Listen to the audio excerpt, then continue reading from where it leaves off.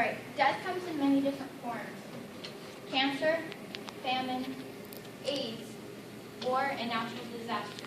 But not has one became so celebrated and socially accepted before abortions. For my speech, I am going to give you guys a background on what an abortion is. I'm sure most of you guys know. And what I believe abortion should be illegal, but it should be limited to certain things. So is abortion a lifesaver or a killer? By a killer, I mean killing the defenseless child before it even had a chance at life. And by lifesaver, I mean for the mother and father.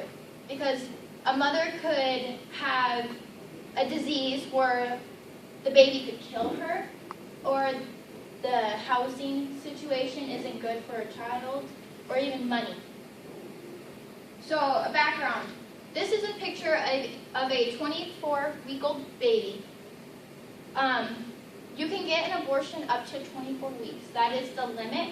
And before you have the abortion, you will get an ultrasound to see how large the child is, and if the child is too large for the abortion, you will not be allowed to have an abortion. According to Michigan State University, there are 41 states that have laws banning post-availability. This means capable of working, and that means working of the child, as in the beating heart, thinking, and everything that we can do as humans. 37 to 42 weeks is considered a full term for a pregnancy, and that's when you're going to have the baby, of course. And if you have an abortion at 24 weeks, there is still a chance that the child can live. There are a few cases that the child has lived through the abortion, or if like the mother had to deliver early at 24 weeks, there is a chance that the baby could live, but it's very slim. Alright, I'm going to give you both sides on why it should be illegal and why it should be legal. I have 3 points on why it should be illegal. Number 1 is murder is illegal, and none of you will go against me saying murder is illegal. It shouldn't be legal in any way or form. My second point is the 14th Amendment was designed to protect classes of people like the unborn. All persons born in the United States and subject to the jurisdiction, therefore, are citizens of the United States. No state shall make or enforce any law which shall abridge the privileges or immunities of citizens in the United States. So if you have an abortion, you deprive your child of life, liberty, or property without due process of the law. My third point is federal laws protect the unborn child. The federal law says that if the woman receives a death penalty and she is pregnant, she cannot be sentenced to the penalty until she has the child, because the child is a human.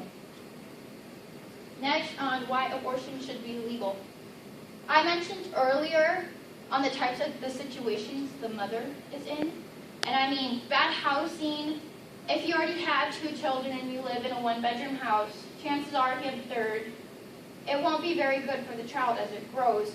Or if the father is addicted to drugs, you don't want your newborn child to grow up in that type of situation. And also the mother's health.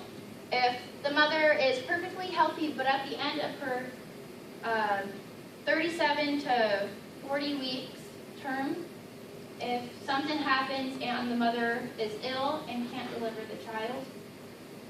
And also rape. There are 89,000 rapes per year, and 25,000 of them lead to pregnancies. This is the 89,000 rapes per year is according to this statisticbrain.com, and the 25,000 pregnancies and the 1% of those 25,000 who had abortions is from minpost.com. So, in a lot of places, abortion isn't really legal or isn't socially accepted by like families and stuff. The woman who was raped, who is pregnant with that child, will not have an abortion because of how her family or friends would react on her because of her killing her innocent child. All right, I'm going to share with you, this is from Judith Jarvis Thompson. She is the author. This is a picture of her. She's the author of A Defense of Abortion. I made sure to post the whole story.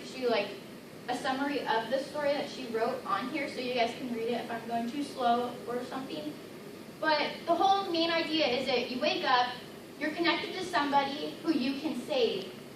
You have the choice to save them so they can go on to live a healthy life, or you can cut the wire and kill them and save yourself.